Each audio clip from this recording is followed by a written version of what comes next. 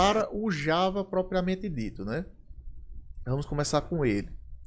Eu sei que comercialmente você não vai usar só Java, mas quando se tem uma mudança muito drástica no core da linguagem, né?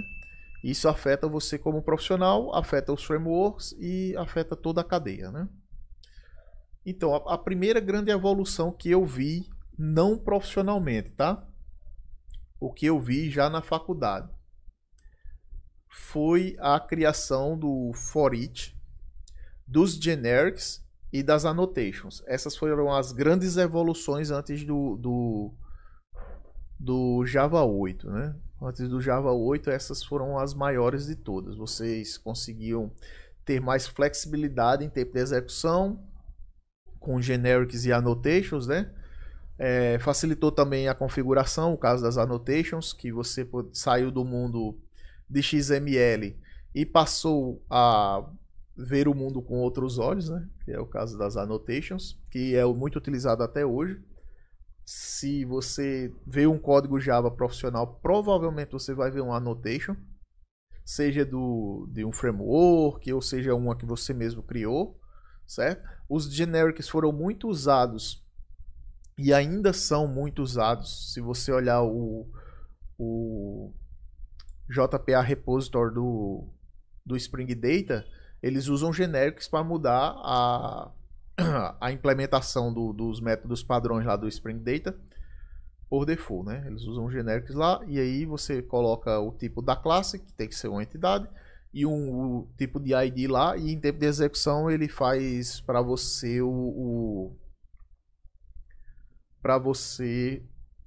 as implementações desses métodos com JPA.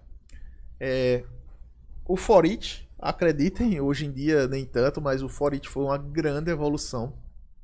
Se vocês achavam difícil ter que percorrer uma lista com for each, é porque vocês não usaram o Iterator. Iterator era muito pior, porque você tinha que criar múltiplos objetos apenas para iterar nas listas. Então era terrível, certo? Era uma coisa que ninguém queria mexer. Era muito difícil de programar. Você, antes do for each, tinha que fazer todos os passos que o for each tinha, mais alguns, certo? Você tem que fazer checagem, tem que fazer uma série de coisas. Então o for each veio facilitar a vida dos programadores, porque agora você dizia a lista que você quer percorrer e qual o tipo de objeto que tinha dentro daquela lista, né? Os generics também auxiliaram nessa evolução do for each.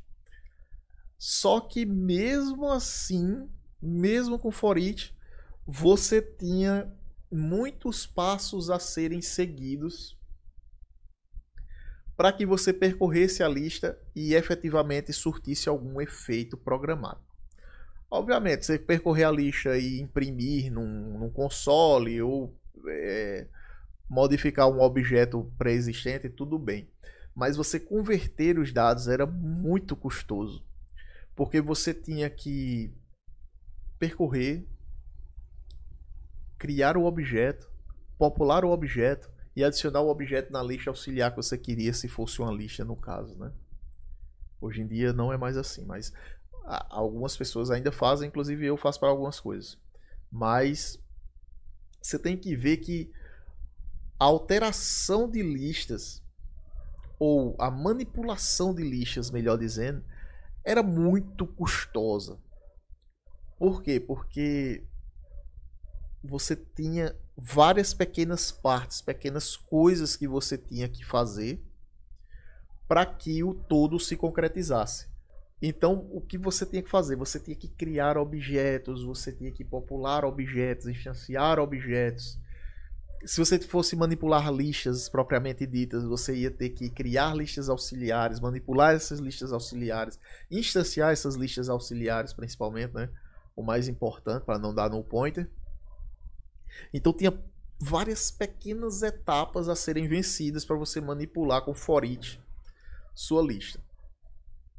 E aí eu entrei no mundo da programação com essas três grandes evoluções, né? Que seriam os annotations, os generics e o for each. Isso era espetacular na época, né?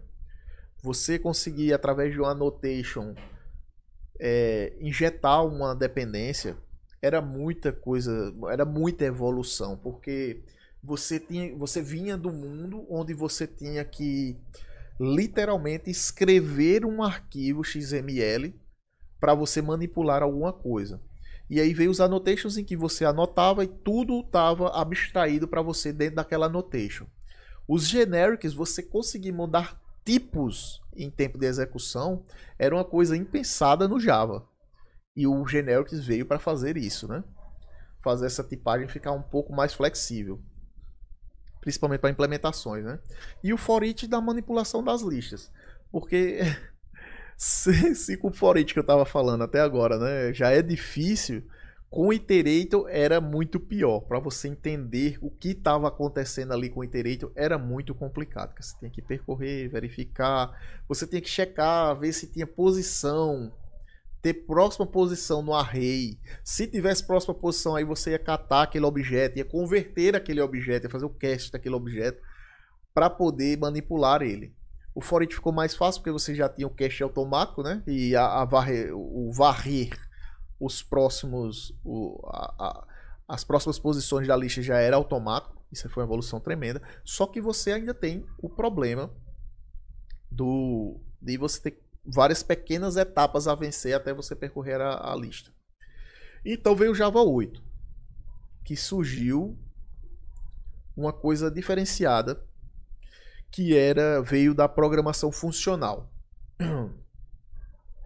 Você tem agora esse conceito de funções, onde a função ele tem um escopo pré-definido e fixo, né? Ele faz o que tem de fazer. Essa é a premissa da programação funcional. A função faz o que ela tem que fazer sem fazer mais do que ela se propõe a fazer. Então, o Java, vendo que isso era uma evolução iminente, o Java 8, salvo engano, já era Oracle, tá? Salvo enganos. A Oracle viu que isso era uma coisa interessante, que as linguagens de programação populares estavam implementando, e decidiu trazer à luz os lambdas e o streaming, certo? Os collections também, né? Principalmente o streaming.